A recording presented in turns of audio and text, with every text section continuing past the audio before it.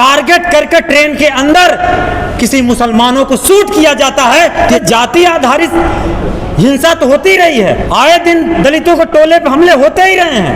मुलायम सिंह यादव का जब भी नाम आता है तो एक बड़े पैमाने में हम लोग सोचते हैं, लेकिन हर दौर में मुलायम सिंह रहते हैं, हर दौर में मुलायम सिंह रहते हैं। तो मौजूदा दौर के मुलायम सिंह, डॉक्टर मुलायम सिंह यादव से मैं निवेदन कर रहा हूं कि वो आएँ और अपनी बात रखें।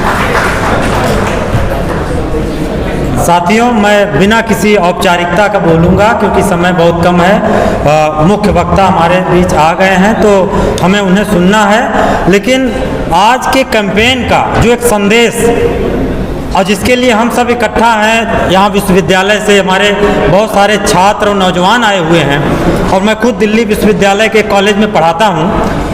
तो आप कुछ मत करिए, आप चाहे सोशल मीडिया देख लीजिए या आप सुबह का अखबार देख लीजिए, ऐसा कोई कोना नहीं होगा जहां आपको वायलेंस नहीं दिखेगा। मैं वायलेंस के सैद्धांतिक इतिहास में नहीं जाना चाहता, जहां से वर्ण व्यवस्था बनी, जहां से जाति व्यवस्था को नॉर्मलाइज किया गया। और जाति व्यवस्था कैसे नॉर्मलाइज किया गया कि कैसे किस कम्युनिटी को रोजमर्रे की जिंदगी में हमें कैसे पेश आना है, किसी को कहाँ उठना है, कहाँ बैठना है, चप्पल लेके चलना है, किसके दरवाजे से निकलना है, ये सदियों से नॉर्मलाइज किया गया है। लेकिन जिस तरीके का दलित असरसन हुआ, बैकवर्डों का असरसन हुआ, पूरा बहुजन मूवमेंट खड़ा हुआ, आज समता की चेतना की जो बात शुरू हुई है, धीरे धीरे हम इंसानियत की तरफ बढ़ रहे हैं और एक समाज ऐसा बनाने की कोशिश कर रहे हैं जिसमें सब मान सम्मान और समता के साथ रह सके।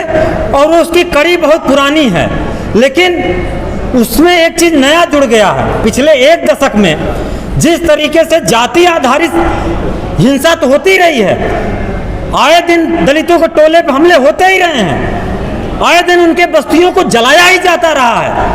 लेकिन जब इस देश में टारगेट करके ट्रेन के अंदर किसी मुसलमानों को शूट किया जाता है तो ये चिंता करने की बात है। और इस कैंपेन की सार्थकता यही है कि कैसे कोई व्यक्ति इतना नफरती हो सकता है, इतना जहरीला हो सकता है कि चलते हुए ट्रेन में सवारियों को उसका मजाक, उसकी पहचान देख करके गोली से मार देता है।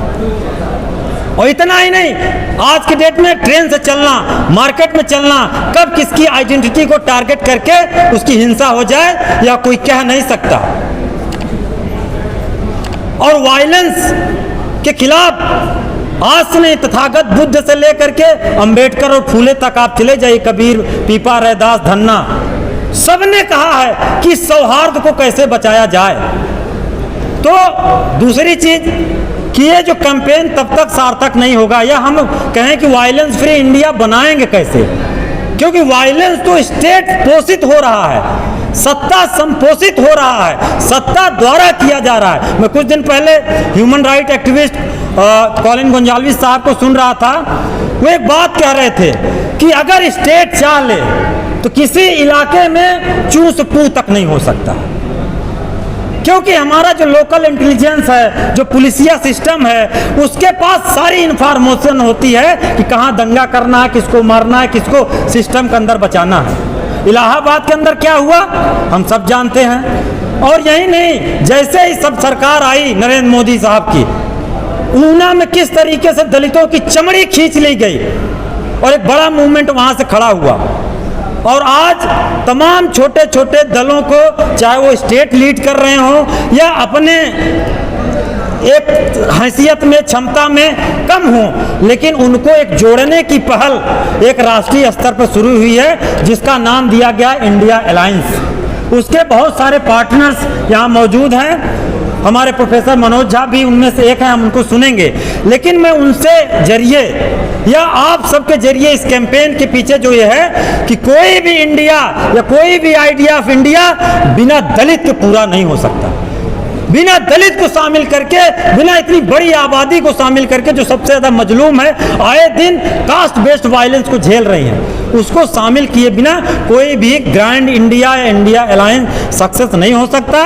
तो हमारी ये अपील है कि जिस भी तरीके से अगर हमारा ये पैगाम पहुंच जाए उन ताकतों तक या हमारे बीएसपी के भी साथी हैं, मैं इनसे गुजारिश करूंगा कि अगर ये पैगाम अगर बहन जी तक पहुंच जाए कि आपकी इस देश में जरूरत क्यों है, क्यों कि आपके लोगों पर हमले हो रहे हैं, आपके लोगों को मारा जा रहा है, आपके लोगों को जाति आधारित कुचला जा रहा है, उनका मान सम्मान तोड़ा जा रहा है। इसलिए आपकी इस इंडिया की बहुत जरूरत है। इसलिए हम लोग पहले भी आइडिया ऑफ इंडिया में बिना बहुजन के संकल्पना को जोड़े कोई भी आइडिया ऑफ इंडिया की संकल्पना ही नहीं पूरी हो सकती है। बिना माइनॉरिटी को जोड़े उसकी सेफ्टी और उसके विकास और तरक्की को ध्यान में रखे हुए कोई भी इंडिया का संकल्पना नहीं हो सकती। यह पैगाम अगर हमारा पहुंच जाए तो हम इस कैंपेन को बड़े स्तर पर, और इसको जो मकसद है वो 2024 में कि इन सत्ता को हटा करके हम एक ऐसी सत्ता लाएं जहां वायलेंस का स्पेस ना हो। मैं इतनी सी बात आप लोगों तक रखना चाहता था। अगर हमारी बात आपके जरिए कई लोगों तक पहुंच जाए तो हमारे इस कार्यक्रम की भी सफलता होगी और मेरा बोलना भी उचित होगा। शुक्रिया साहब।